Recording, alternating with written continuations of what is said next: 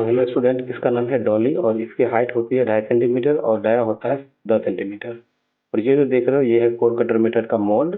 ठीक है, इसकी भी डाया आपकी होती है 10 सेंटीमीटर। और ये जो देख रहे हो ऊपर से लगाने वाला जो रेमर है उसका है। ठीक है, और ये वेइंग बैलेंस मशीन है। ठीक है, तो कोर कटर मीटर का उपयोग करते हैं हम लोग सबसे पहले सॉइल की जो होती है वो बल्क डेंसिटी निकालने के लिए, और जब बल्क डेंसिटी निकल जाती है तब उसका उपयोग करते हैं ड्राई डेंसिटी निकालने के लिए। लेकिन होता क्या है कि ये उनके लिए लागू करते हैं जिनके सॉइलों के बीच में कोई सी फोर्स होती है, और जिनके सॉइलों के बीच में कोई सी फोर्स नहीं होती जैसे सेंड के लिए या ग्रेवल के लिए, तो उसके लिए बात करते हैं हम लोग सेंड रिप्लेसमेंट मेथड का। ठीक है, इस मेथड में क्या करते हैं, सबसे पहले हम फील्ड में जाते हैं और जो फील्ड की सिचुएशन होती है जैसा जैसा कि अभी आप वीडियो में देख रहे हो उसको पहले प्लेन करते हैं।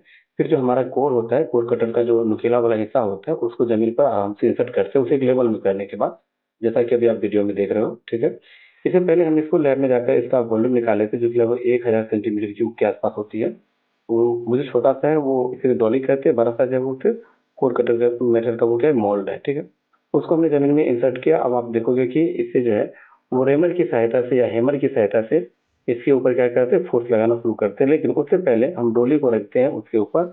डोली की हाइट 2.5 सेंटीमीटर होती है, यानी कि 25 mm होती है। अब हम इसे क्या करेंगे, इसके ऊपर हम फोर्स लगाएंगे इस हैमर की सहायता से, ताकि जो कोर कटर मेटल का जो मोल्ड मोल्ड जो है वो धरती के अंदर इंसर्ट करे, इन करे। तो देखिए जैसा कि अभी हम ये करना स्टार्ट कर रहे हैं, इसे धीरे धीरे इसके ऊपर हमने फोर्स लगाएंगे और इससे क्या करेगा, ये धीरे धीरे इन करेगा और नीचे की तरफ ही जाना शुरू करेगा।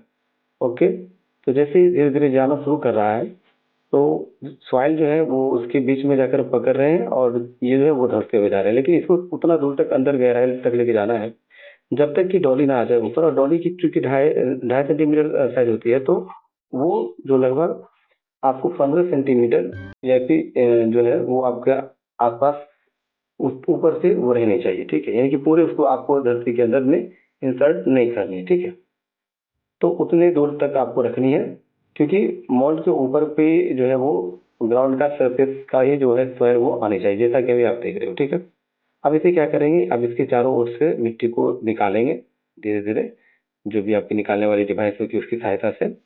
और ये प्रोसेस करते जा रहे हैं ताकि हम मिट्टी को आराम से क्या कर सके, बाहर निकाल सके। ठीक है, मिट्टी को बाहर निकालने के बाद हम इसे लैब में लेके जाते हैं और मोल और जो मेरा मिट्टी है दोनों का सही से वजन माप लेते हैं। इससे पहले हमने तो मॉल का वजन मापे हुए रहते हैं और दोनों में से वजन को घटा देते हैं, तो हमको मॉल में कितनी मिट्टी आई है वो बात हमें पता चल जाता है, यानी उसका द्रव्यमान पता चल जाता है। साथ ही साथ मॉल का जो है हमारा वॉल्यूम पता रहता है, और इसके द्रव्यमान को इसके वॉल्यूम से क्या करते हैं, भाग कर देते हैं, जिससे हमारी डेंसिटी निकल जाती है, जिस डेंसिटी को हम लोग बल्क डेंसिटी कहते हैं। ठीक है, तो अभी आप देख रहे हो हम इस मिट्टी को हटा रहे हैं।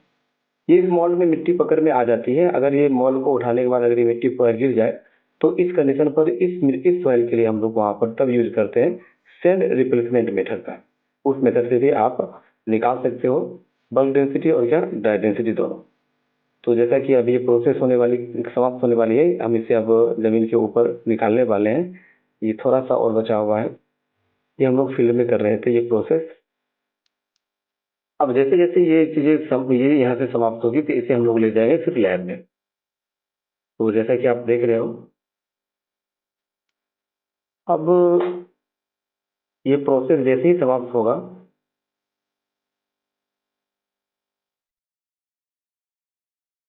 उसके बाद नेक्स्ट प्रोसेस की तरफ हम लोग बढ़ेंगे। थोड़ी सी टाइम लगती है फील्ड में काम करने पर, ऐसी बातें नहीं है। तो अब ये लगभग समाप्त होने पर ही है।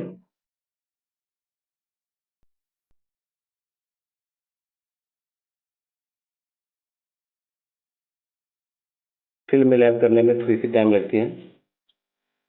तो देखिए अब ये लगभग समाप्त होने पर है। ठीक है, क्योंकि इसकी जो निचली हिस्से है वहां तक हम पहुंच चुके हैं। अब यहाँ से मिट्टी को हम उसे क्या करेंगे, जो मेरा मोल्ड है उसे हम बाहर निकालेंगे। कोर कटर का जो मोल्ड है आप देखोगे, अभी मैं दिखा रहा हूँ आपको, वो एकदम नीचे तलहटी के आसपास हम लोग पहुंच गए और मोल्ड के अंदर का जो सॉइल है वो डिस्टर्ब नहीं है। अब मैंने इसे निकाला और इसे मैंने लैब में लेकर आया। आप देख रहे हो जैसा कि मैंने लैब में लेकर आया है, और लैब में लाने के बाद इसका मैंने अभी वजन माप रहा है, मतलब इसको पहले लेवल किया ऊपर नीचे दोनों। ठीक है, और मेरे पास वेइंग बैलेंस है, उस पर रखकर मैंने इसको क्या किया, और वजन जो है वो इसको मापना शुरू किया। ठीक है, देखेंगे आप इसकी वजन कितनी होती है। ठीक है, हाँ अगर वो लेवल में ना हो तो थोड़ा बहुत आप मिट्टी डाल के उसे एक लेवल में आप ला सकते हो। ठीक है, तो मैंने इसे लेवल में लाया और अब करना क्या है कि इसका वजन निकालेंगे और पहले वाले वजन में से इसका बाद वाले वजन को घटा देंगे, तो हमको आ जाएगा मिट्टी की मात्रा, और उस मिट्टी की मात्रा को इसी वॉल्यूम से हम भाग कर देंगे।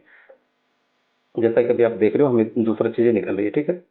और जो वॉल्यूम जब इससे निकल जाएगा जो अभी मास हमारा निकल गया है, अब पहले वाले मास से भाग कर देंगे जो अपने मोल्ड का था, तो हमें मिल जाएगा क्या, तो हमें मिल जाएगा मोल्ड के अंदर में कितनी मिट्टी है वो, और उसकी वॉल्यूम से अगर भाग कर देंगे तो इसका निकल जाएगा बल्क डेंसिटी। और इसी में से मिट्टी इसी मोल्ड में से थोड़ी सी मिट्टी रखकर और हम क्या करेंगे, जाकर ओवन में रख देंगे, और वहां ओवन में से 24 घंटे के बाद उससे हम ओवन ड्राई करके लाएंगे, जिससे मॉइस्चर कंटेंट निकल जाएगा। फिर उस मॉइस्चर कंटेंट को हम गामा डी बराबर गामा बट्टा 1+W का फॉर्मूला का उपयोग करके यहाँ से हम निकाल सकते हैं कि इस सॉइल का फील्ड में, ये मेरा पहले वाला जो है वो वॉल्यूम है, आप दोनों में से घटाकर और जो मास आया है और उसका वॉल्यूम 1000 होता है उससे भाग कर सकते हैं। Thank you. और W1 है आपको खाली मोल्ड का वजन, W2 है उसमें जब मिट्टी डाले और उसके साथ का वजन, दोनों का अंतर किया तो हमारा 1922 ग्राम आया था मिट्टी का मात्रा। और मैंने इसका वॉल्यूम निकाल रखा है 1021, इनको भाग किया तो गामा निकल गया था। और फिर मैंने ओवन इसमें से कुछ मिट्टी लेकर कंटेनर में रख दिया ओवन में, और वहां से लेकर आया वाटर कंटेंट निकालने के बाद मैंने निकाला गामा डी। Thank you.